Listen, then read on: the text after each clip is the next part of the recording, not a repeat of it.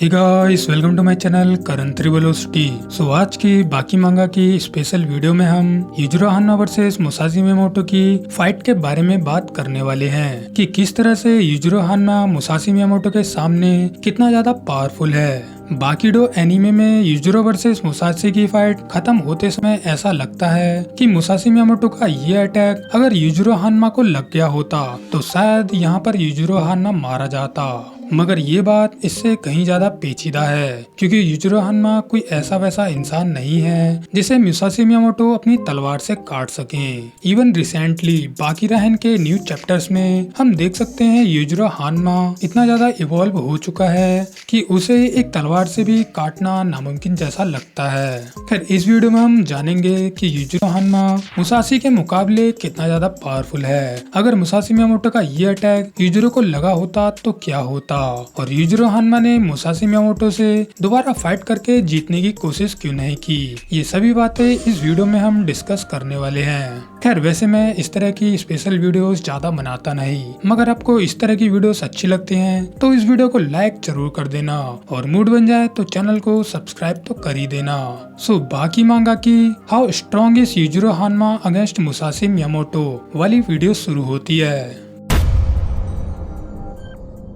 सबसे पहली बात, जब मुसाशी मियामोटो टोकुगावा के साथ वाइन पी रहे थे तब मुसाशी मियामोटो को यहाँ पर किसी काफी ज्यादा पावरफुल इंसान की प्रेजेंस महसूस होने लगती है क्योंकि यहाँ पर दरवाजे पर यूजिरो हान्ना आ चुका था। यहाँ यूजिरो हान्ना को देखे बिना ही मुसाशी मियामोटो समझ चुके होते हैं कि अब उनकी फाइट किसी पावरफुल इंसान से होने वाली है। मतलब यहाँ पर मुसाशी मियामोटो यूजिरो हान्ना से मिलने से पहले ही जान चुके होते हैं कि वो कितना ज्यादा ताकतवर है और इसीलिए वो यूजिरो हान्ना को देखे बिना ही उनकी रिस्पेक्ट करने लगते हैं। और जब यूजिरो हान्ना यहाँ अंदर आते हैं तब मुसाशी मियामोटो यूजिरो हान्ना के लिए वाइन भी मंगवाते हैं। यूजिरो हान्ना और मुसाशी मियामोटो के साथ में वाइन पीने के बाद मुसाशी मियामोटो को यूजिरो के पीछे एक बहुत बड़ी सोने की खान दिखाई देने लगती है, जिसका मतलब ये होता है कि मुसाशी मियामोटो को यूजिरो हान्ना में काफी ज्यादा पोटेंशियल दिखाई दे रहा होता है कि यूजिरो हान्ना यहाँ पर कितना ज्यादा पावरफुल है। यहाँ यूजिरो हान्ना ये जानने आया होता है कि मुसाशी मियामोटो सच में ताकतवर हैं या फिर नहीं, क्या वो उनसे लड़ने के लिए लायक हैं या फिर नहीं।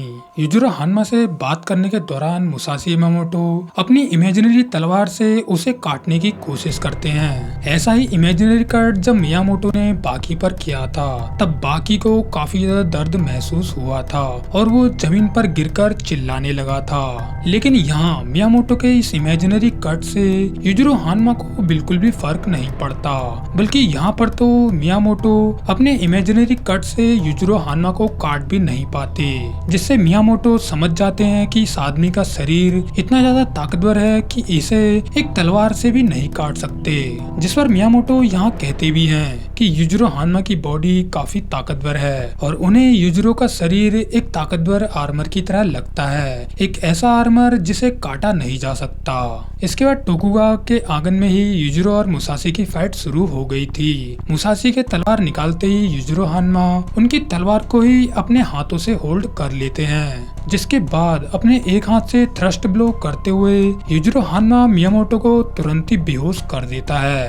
अगर मियामोटो के फाइटिंग स्टाइल्स के हिसाब से देखें तो यूजिरो हान्ना मियामोटो से यहाँ पर जीत चुका था, क्योंकि मियामोटो के फाइटिंग स्टाइल में होता है कि अगर अपोनेंट बेहोश हुआ तो मतलब आप उसे इस टाइम पर जान से मारकर जीत सकते हैं। खैर, इसके बाद होता यह है कि मुसाशी मियामोटो अपनी तलवार को तेजी से स्विंग कर देते हैं, जिससे वो यूजिरो से अपनी तलवार को छुड़ा सके और उसके हाथ में कुछ डैमेज कर सकें। मगर यूजिरो हान्ना मुसाशी मियामोटो के तलवार के साथ ही स्विंग हो जाते हैं और यूजिरो के हाथ में इस तलवार से जरा सा भी कट नहीं लगता। मगर हैरान करने वाली बात यह रहती है कि मियामोटो ने यूजिरो को अपनी तलवार के साथ ही हवा में घुमा दिया था। इसके बाद यूजिरो हान्ना समझ जाता है कि ये आदमी ही असली मुसाशी मियामोटो है, जिसे पता है कि अपनी तलवार को कब होल्ड बैक करना है और कब फाइट में आगे बढ़ना है।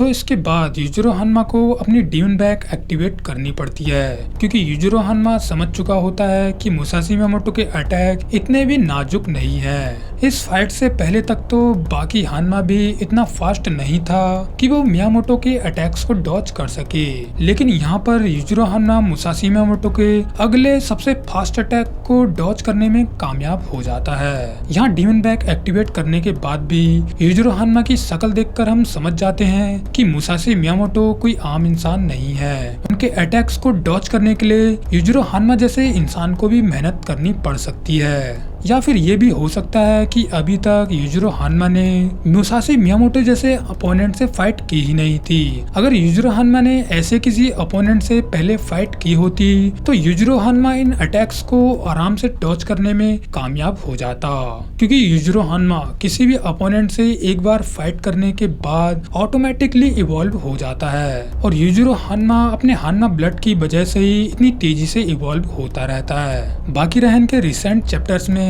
हम यूजिरो हान्मा की इवॉल्व नेक और स्किन को देखते हैं, जिसे देखकर ऐसा लगता है यूजिरो हान्मा को अब तो मुसाशी मियामोटो की तलवारें भी नहीं काट सकती, क्योंकि यूजिरो की मसल्स और स्किन मेटल जैसी थिक हो चुकी होती हैं, जिसे यहाँ पर नरेटर ने भी कंफर्म किया था। और यूजिरो हान्मा के अंदर ये इवोल्यूशन मुसाशी मियामोटो से इस फाइट के बाद से ही हुआ होगा। सो इसके बाद मुसाशी मियामोटो यूजिरो हान्मा की गर्दन पर एक बेहतरीन स्लैश से कट कर देते हैं, मगर यहाँ पर यूजिरो हान्मा की गर्दन कटती ही नहीं, बस थोड़ा सा डैमेज हुआ होता है। इवन यहाँ पर यूजिरो हान्मा मियामोटो की तलवार को रोककर उनकी बॉल्स पर तुरंत ही अटैक कर देता है, जिसकी वजह से मुसाशी मियामोटो अपनी तलवारों को छोड़कर नीचे गिर गए थे और अपनी बॉल्स पकड़कर चिल्लाने लगे थे।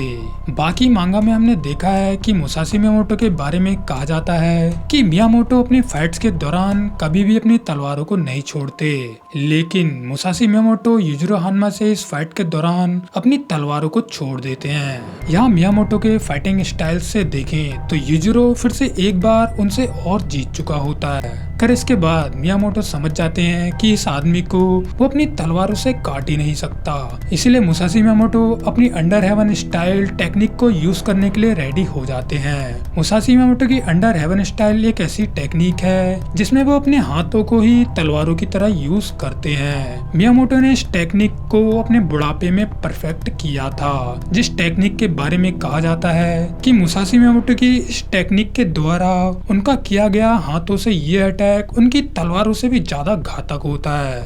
मियामोटो का एक पहला अंडर हेवन स्टाइल टेक्निक से बना हुआ कट यूजिरो हान्मा पर पड़ता है, जिसे यहाँ पर यूजिरो हान्मा आराम से डॉज कर देता है और यूजिरो हान्मा के सिर्फ थोड़े से बाल ही कटते हैं। लेकिन यूजिरो हान्मा है काफी क्यूरियस इंसान, इसीलिए यूजिरो हान्मा मियामोटो के इस अगले अटैक को अपने ऊपर लेने के लिए तैयार हो जाता है, क्योंकि यूजिरो हान्मा को यहाँ पर जानना होता है कि मियामोटो के द्वारा किया गया ये अटैक कितना ज्यादा पावरफुल हो सकता है। इवन यूजिरो हान्मा यहाँ पर जानता था कि मियामोटो के द्वारा हाथ से किया गया ये अटैक उसके शरीर को नहीं काट सकता, और तो और यहाँ पर यूजिरो हान्मा मुसाशी मियामोटो के नई टेक्निक को आजमाना चाह रहे होते हैं। सो इसके बाद Musashi Miyamoto fully perfected under heaven style से यूजिरो हान्मा पर स्लैश कर देते हैं, लेकिन तभी मोटोबे आकर इस अटैक को अपने ऊपर ले लेता है, जिसके बाद आपने देखा ही था कि यूजिरो हान्मा को कितना ज्यादा गुस्सा आ गया था और यूजिरो हान्मा ने मोटोबे को मार मार कर उसकी क्या हालत कर दी थी। यहाँ पर यूजिरो हान्मा मोटोबे को जान से ही मार देता,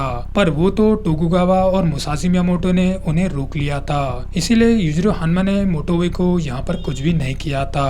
खैर यहाँ पर मुसाशी मियामोटो का ये अटैक खाने के बाद मोटोबे तुरंत ही बेहोश हो गया था। बाद में मोटोबे इजाऊ से हमें पता चलता है कि मोटोबे ने अपने कपड़ों के अंदर कार्बन फाइबर से बने मटेरियल से आर्मर को पहन रखा था, इसी वजह से मोटोबे की जान बच गई थी। खैर यहाँ पर मुसाशी मियामोटो का ये अटैक अगर यूजिरो हान्मा को लग गया होता तो क्या इससे यूजिरो हान्मा को भयंकर डैमेज हो सकता था? मुझे ऐसा नहीं लगता। यूजिरो हान्मा भले ही थोड़ा डैमेज हो जाता, लेकिन उस पर इस अटैक का कोई भी जानलेवा इम्पैक्ट नहीं होता, क्योंकि हमने बाकी सीरीज में पिकल जैसे आदिमानव को बुलेट्स को रोकते हुए देखा है। इवन मुसाशी मियामोटो आगे चलकर इस मांगा में हानायामा और पिकल की मसल्स को भी नहीं काट पाते।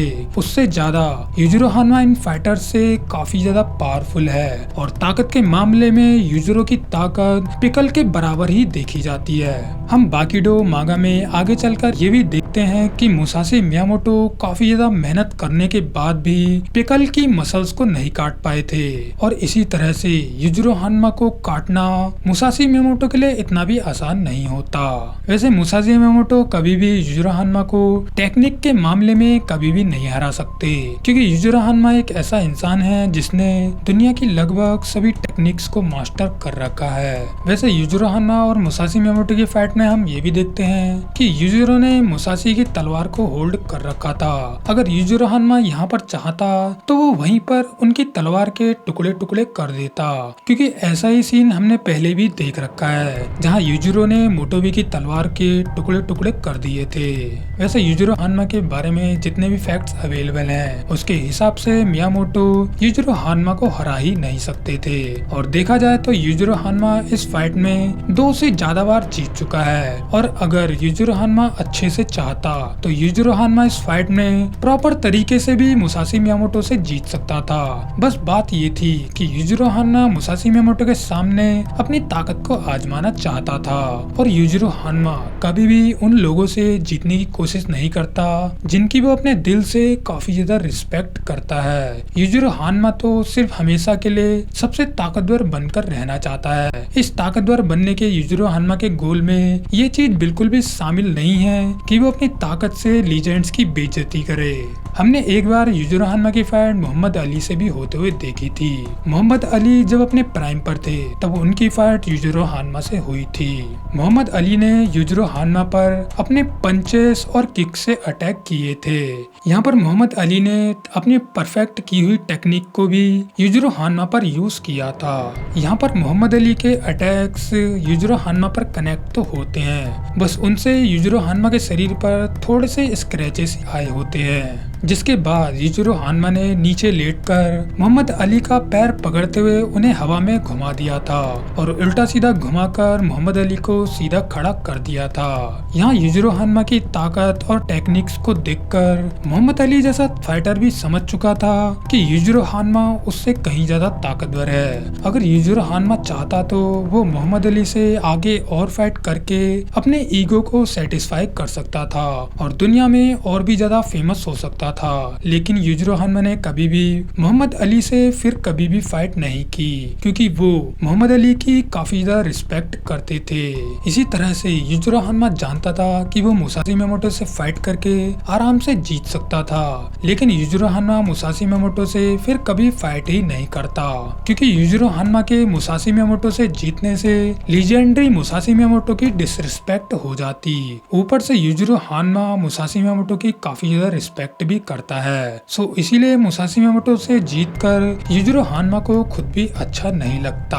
और इन सभी बातों से हम समझ सकते हैं कि युजिरो हानमा मुसाशी मियामोटो से कितना ज्यादा पावरफुल है और युजिरो हानमा मुसाशी मियामोटो जैसे लीजेंड की कभी भी डिसरिस्पेक्ट नहीं करना चाहता, इसीलिए उनसे वो और आगे भी फाइट नहीं करता। खैर अगर बाकी रहन के रिसेंट चैप्टर देखें तो युजिरो हानमा अपने हानमा ब्लड की वजह से और भी ज्यादा इवॉल्व होकर और भी ज्यादा ताकतवर बन चुका है, जिसमें हम युजिरो हानमा की मेटल जितनी ताकतवर मसल्स और मोटी ताकतवर गर्दन को देख सकते हैं। युजिरो हानमा के मेटल जैसे शरीर होने की सिर्फ एक ही वजह दिखाई देती है कि अब युजिरो हानमा को तलवारों से नुकसान नहीं पहुंचाया जा सकता।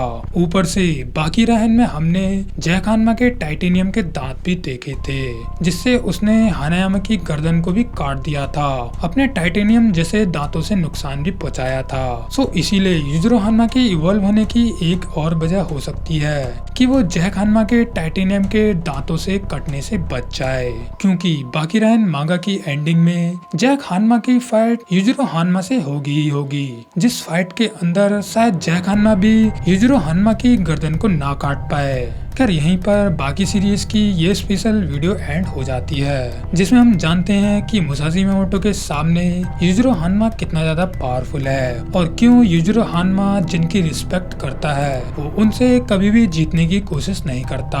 वैसे हमने पहले भी मुसाशी वर्सेस युजिरो की फुल फाइट को इस वीडियो में अच्छे से एक्सप्लेन किया था, जिसे आप इस वीडियो पर क्लिक करके देख सकते हैं और मेरी इन मांगा की वीडियोस को नए आए हुए बाकिडो एनिमे से भी कंपेयर कर सकते हैं। खैर अब मिलते हैं बाकी सीरीज की किसी और स्पेशल वीडियोस में। So tata bye bye, take care.